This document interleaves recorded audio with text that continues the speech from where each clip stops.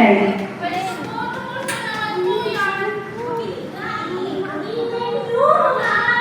O, sige na, halika. Dito muna kayo. Total, ayaw nyo matulog paghapon. Sige na, upo muna kayo dito. Makinig ha, huwag mag-aaway. Huwag mag-aaway.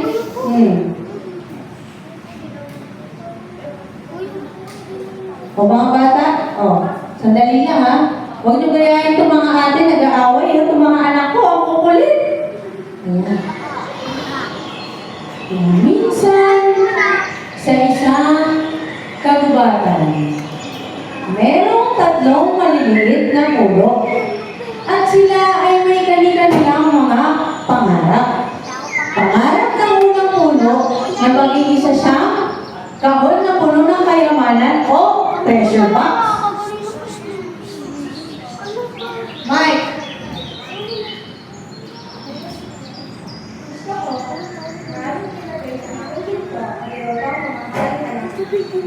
Yun. Habang ang pangalawang puno naman, pangarap niya maging isang malaking barko na sasakyan ng mga hari at iba pang sikat na tao. Paglaki ko, gusto kong maging isang malaking barko para sumakay sa akin ang mga iba't ibang hari at iba't pang sikat na tao galing sa mga iba't ibang malalayong lugar. Wow, nanay! Gusto ko rin sumakay sa malaking barko! Nanay, hindi yung pwede doon. Nagtitipot niya ni Bakit? Ikaw nga ng malaking pinapagaling na sinabi. O, sandali lang. Ngayon na yung ating yun. Saka, makinig kayo sa kwento. Yung pangatlong puno naman, nakita niya na yung mga tao. Napakadami at abala sila sa kanilang trabaho. Kaya ang pangarap niya ay isang maging pinakamataas na puno sa buong mundo at siya ay titingalain ng maraming tao. Paglaki ko, gusto ko lahat ng mga taong dadaan sa harap ko ay mapapatingin at mapapatingala dahil sa taas ko.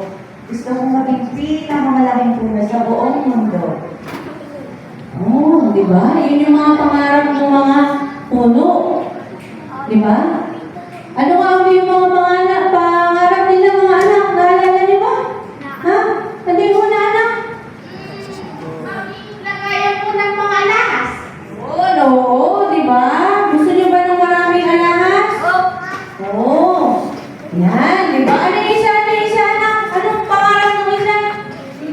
Maging barko na malaki. Ayaw ko sasakay doon. Malaking barko. Gusto niyo rin ba sumakay sa barko? Oo, ay naku. Bawal pala yung maligaw sa malaking barko. Ayan. Kaya lumipas ang maraming taon. Lumaki na ang mga puno. At dumating na rin ang panahon na sila ay kailangang putulin.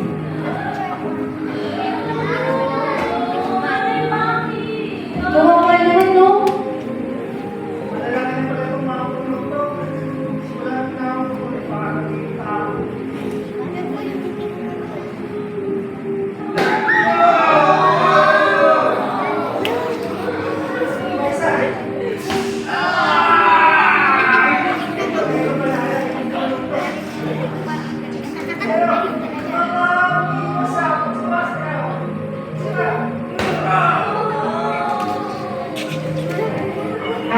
Pinutol na nga yung 3 puno. Ang unang puno, hindi siya naging lagayan ng kayamanan. Dinala siya sa isang pamilero at ginawang lagayan ng pagkain ng mga hayop. Ang pangalawang puno naman, hindi naging isang malaking barko.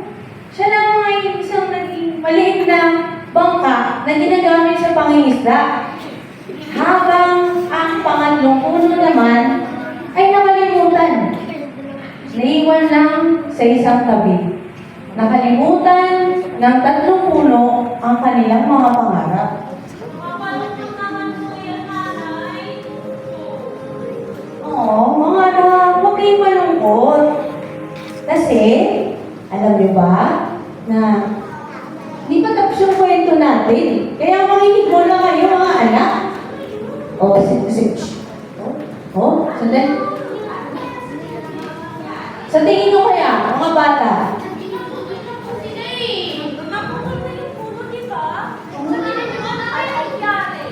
ano kaya? Ano kaya nangyari? O, sige na, ito na mga bata. Balik tayo. O, ito na. O, ito na yung next, anak. Yan. Kaya naman, isang gabi, kuminang ang ilaw sa unang puno. Nilagay ng isang ina ang kaniyang sanggol sa sabsaban o manger. Alam ng unang puno na hiniga sa kanya at nilagay sa kanya ang pinakadakilang kayamanan. Walang iba kundi ang Panginoong Hesus, ang sanggol na ito. Lumipas ang maraming taon. Lumaki na ang sanggol na ito. Isang araw, sumakay sila, itong sanggol na ito at ang kanyang mga kaibigan sa isang maliit na bangka na ginagamit sa pangingisda. Kaya naman biglang, isang araw, biglang bumagyo. Napakalakas ng hangin at ng mga alon. Pero, nagising sa pagkakatulog ang tao ito. Takot na takot yung mga kaibigan niya kasi nga bumabagyo eh. Pero, ang ginawa ng tao ito ay Nasaan ang inyong pananampalataya? napatigil niya ang hangin at mga alon at agad naman itong kumalma. Sinong tao ito? Nauutusan niya ang hangin at ang tubig at ito'y sumusunod sa kanya. Kaya naman, alam ng pangalawang puno na nakasakay sa kanya ang hari ng mga hari at Diyos ng mga Diyos.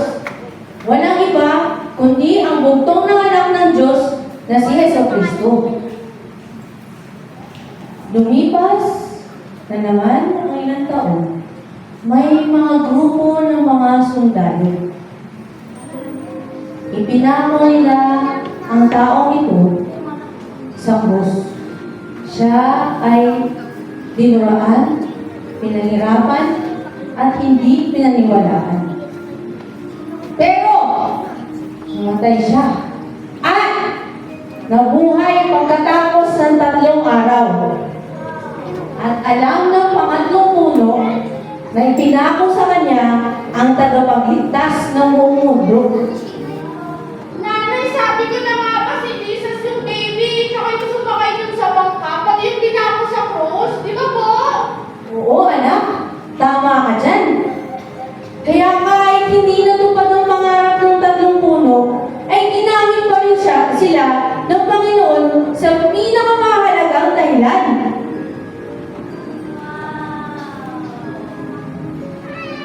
Hindi man ako nagigawad na puno ng kayamanan. Sa akin naman naiga ang pinakadakilang kayamanan at yun ay ang sanggol na si Jesus.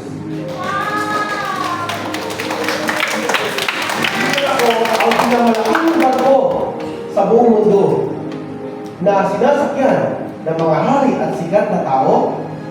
Isinakay ko naman ang hari ng mga hari at Diyos ng mga Diyos at kaya magpatigil ng malalakas na bagyo kung walang iba kundi ang Panginoong Jesucristo.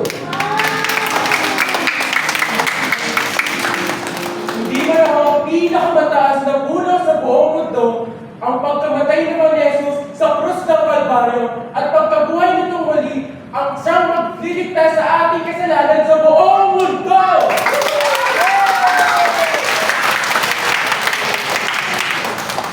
At diba mga bata, hindi man natupad ang pangarap ng 3 puno, ay ginamit naman sila sa pinakamahalagang pangyayari sa buhay ng Panginoong Yesus. Mas maganda ang naging plano ng Diyos sa kanila kaysa sa kanilang mga pangarap. Katulad ng 3 puno na ginawa ng Panginoon, kayo din mga bata, may plano ang Panginoon sa inyo. Ang gusto ni Jesus ay ikaw ay maligtas sa iyong mga kasalanan. Bali lamang na iupo nyo inyong mga ulo at ipikit ang mga mata. At sa sandaling ito ay tayo mananalangin. Ayon sa Romans 3:10, lahat ng tao ay makasalanan at walang matuwid, wala kahit isa. Pero sa Romans 6:23, sabi doon, ang kaparusahan ng iyong kasalanan ay kamatayan. Walang ni isang mabait at lahat ay pupunta sa impyerno. Pero ayaw ng Panginoon nun. No? Ayaw niya na ang bawat isang bata ay pupunta sa impyerno. Kaya ang regalo ng buhay na binigay ng Panginoon ay ang buhay na walang hanggan.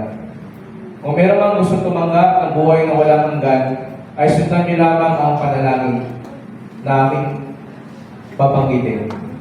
Panginoon, salamat po sa buhay na walang hanggan.